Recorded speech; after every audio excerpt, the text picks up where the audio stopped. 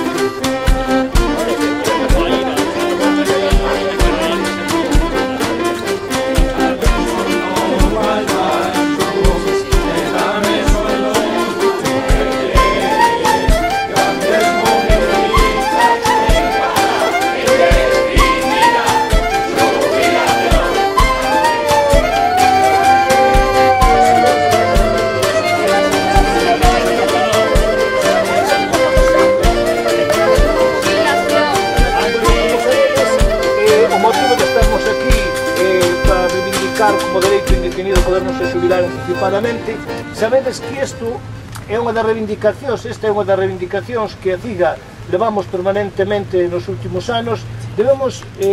lembrarnos que hai 3 cursos, penso, recollemos máis de 17.000 sinaturas, entre as cales iba esta reivindicación. No curso pasado volvemos a facer outra campaña que, aparte de demandar unha reducción das ratios de administrativos para todos os centros e reducción aos maiores de 55 anos, tamén iba recollida esta reivindicación, non? Polo tanto, sin lugar a dúbidas, temos os deberes feitos nese sentido. Pero é máis, tamén é importante coñecer que no seu día prorrogouse a posibilidade de acollerse a xubilación anticipada na LOE como consecuencia dunha iniciativa parlamentaria que levara a cabo o BNG, que lle trasladáramos desde a CIGA e que se consensuou un texto para que na futura LOE se recollera, como sabedes, establecido agora na disposición transitoria segunda no apartado 8, que recolle taxativamente que antes de que remate o período de aplicación da LOE, que remata no mes de xullo de 2011, ainda que para a xubilación, evidentemente, os que cumpran o requisito no 2011 podránse acoller, digo que recolle taxativamente, explícitamente, de que se terá que levar a cabo negociacións con as administracións educativas correspondentes para, de alguna maneira, volver a retomar o tema e prorrogar este dereito. A nosa proposta, como todo o mundo coñecedes, é que se debe facer deste dereito que se veu prolongando desde o ano 91 a facelo indefinido, pero ao mesmo tempo complementada esta proposta con que a gratificación vai no horizonte que sumada á pensión que nós imos a percibir por xubilarnos anticipadamente sea equivalente ao que percibiríamos estando en activo hasta 65 anos, non? Como tamén todo o mundo somos conscientes, é a única maneira, ou polo menos unha das únicas maneiras de crear emprego. En momentos fundamentais como estes de crise, se non houber a xubilación anticipada, pois, por exemplo, na oferta que vai haber de emprego para o ano 2010, no ano en que estamos, pois seguramente en lugar de 900 habería sobre 200 plazas, non? Por lo tanto, non se trata exclusivamente dun dereito que pensamos que nos asiste porque o vimos disfrutando hai tempo e que, polo tanto, temos que consolidar, senón que se trata tamén dun acto de solidariedade a respecto do que son os novos profesionais, o novo profesorado que se debe incorporar aos centros, e tamén é a maneira mellor de recoñecer o que é o noso traballo, o que é a nosa profesión. O demais son palabrerías que se nos veña dicindo se temos que ter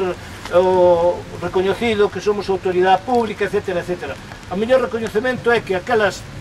reivindicacións que desde o ámbito do ensino, desde o ámbito do profesorado, que son apoiados unanimemente, sean admitidas é o mellor recoñecemento que se pode facer á nosa profesión. Non hai recoñecemento social, non hai valorización do noso traballo se evidentemente eso non se asomen en todas as cuestións esta proposta. Continuaremos na batalla, continuaremos na acción, na movilización e na reivindicación até que consigamos facer desta reivindicación un dereito indefinido. En todo caso, tamén informarvos que na reunión que tuvamos co ministro, como xa sabedes, pois mostrouse receptivo a nosa proposta, se ben é certo, pois tirou valor fora no que ten que ver que non só correspondía ao Ministerio de Educación, senón que era unha decisión do Goberno. Tamén é certo, a ninguén se nos esquece neste momento, que non estamos no mellor momento posible, na medida que hai propostas por aí totalmente regresivas que mesmamente pretenden ampliar a vida laboral hasta os 67 anos, cuestión que é totalmente inaceptable, inadmisible, e que vai a ser motivo conjuntamente da loita contra a crise e polo emprego o día 10 de marzo. Daí que tamén debemos facer un esforzo, non só os que estamos aquí, senón unha chamada ao resto da afiliación da Cigansino para que participe activamente nestas movilizacións que se van a convocar o día 10 de marzo nas distintas comarcas. En Galicia hai un acordo de gratificacións asinado no ano 2000, acordo que non asinou a CIGA nin outras organizacións sindicais, que só asinou comisións e AMPI, que supoñen unha minoría sindical e que, sin embargo, levouse a cabo ese acordo. Ese acordo que xa naquel momento fixaban unhas cantidades de gratificación menores que as que había no resto non, en moitos territorios do Estado español. E que esas propias cantidades, mas as cantidades coas que gratifica o propio Ministerio, realmente tuveron unhas subidas insignificantes. É o que leva que cada día sea máis a diferencia que haxa, como decíamos antes, entre o que percibirías de continuar en activo o que vas a percibir se te xubilas anticipadamente. Por lo tanto, impónse tamén neste momento de abrir unha negociación na Galiza para chegarmos a un acordo no horizonte que vos decía antes de mellorar estas gratificacións para que, en lugar, como sucedeu no ano 2009, que se acolleu a xubilación anticipada somente un 33% do profesorado que estaba en condicións de poder facelo, que esa porcentaxe se incremente en números importantes para crear emprego. Hai que decir que esa porcentaxe do 33% é a maior de todos os anos, a promedio viña sendo aproximadamente o 25%.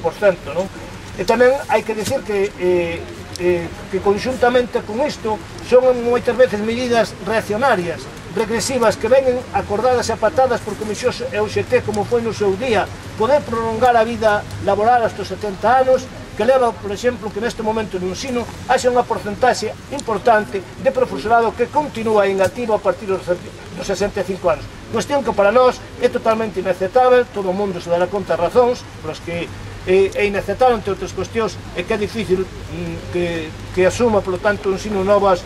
traballadores e traballadoras, pero tamén hai que dicir que ten, evidentemente, responsáveis, que son a propia administración co beneplácito e o acordo no seu día de comisións e UGT, que supón, se digo, unha medida totalmente involucionista e regresiva, non? E que habría que únicamente